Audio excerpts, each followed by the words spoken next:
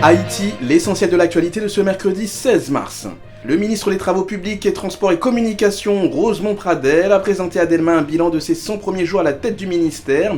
À l'occasion, plusieurs directeurs généraux d'organismes sous tutelle du MTPTC ont également présenté le bilan de leur réalisation pour cette période. D'entrée de jeu, le ministre a rappelé que cette activité s'inscrit dans le cadre d'une tradition au sein de l'administration publique pour tout haut responsable de présenter un bilan de travail après ses 100 premiers jours en poste.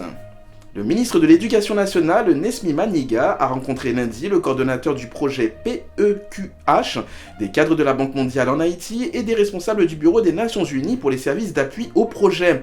Au cours de cette rencontre, le ministre a échangé sur les réhabilitations des écoles dans le Grand Sud endommagées par le tremblement de terre du 14 août dernier. Les participants à cette rencontre ont apprécié les efforts d'ordre financier de la Banque mondiale permettant de reconstruire plusieurs établissements scolaires. Une rencontre s'est tenue hier entre le sous-secrétaire d'État américain Brian Nichols et son homologue français Michel Aramis. Juan González, l'assistant spécial du président américain Joe Biden, a également pris part à cette réunion, au cours de laquelle les discussions ont porté sur leur engagement commun envers Haïti. Brian Nichols, qui a publié l'information sur son compte Twitter, a déclaré être heureux d'avoir rencontré son homologue français Michel Aramis, ainsi que Juan González pour discuter de leur engagement commun envers le peuple haïtien.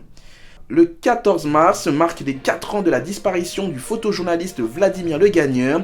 En ce sens, le collectif 50 mm a décerné le prix photojournaliste Vladimir Le Gagneur au jeune photojournaliste Charlie Coutin, plus connu sous le pseudonyme de Kangazile. Ce prix lui a été attribué pour son travail et son engagement, a précisé le collectif. Ce prix, initié le 14 mars de l'année dernière par le collectif 50 mm, est à sa première édition.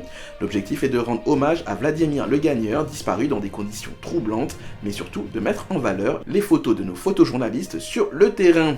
Quelques semaines après avoir procédé au lancement de sa carte de débit, son site internet rénové et son réseau d'ATM, la Banque nationale de crédit a présenté au public une nouvelle succursale située sur la route de l'aéroport. Ce bâtiment flambant neuf a été inauguré hier.